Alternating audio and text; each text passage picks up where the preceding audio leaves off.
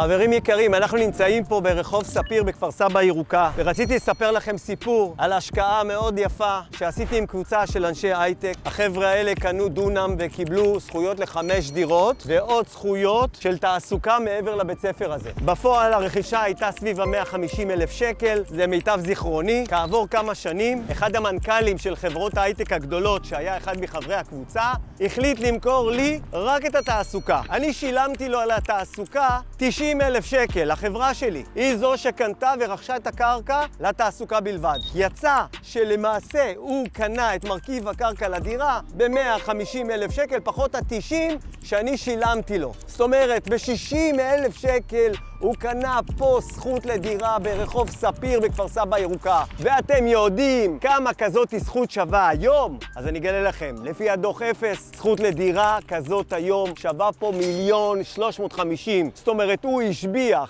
זכויות של דירה אחת מרמה של 60,000 שקל ל1,350,000. ואם הוא יבנה את הדירה, הוא יגיע לדירה בשווי של 3 מיליון שקל, רק ברמה של 1,100,200,000. ולכן, מי שקונה קרקעות מבעוד מועד בשנים הקודמות להתחלת הבנייה יכול להרוויח הרבה מאוד כסף, גם מהשבחת הקרקע וגם מהבנייה שלה. אם אתם רוצים ללמוד עוד על רכישת קרקעות, תעקבו אחריי.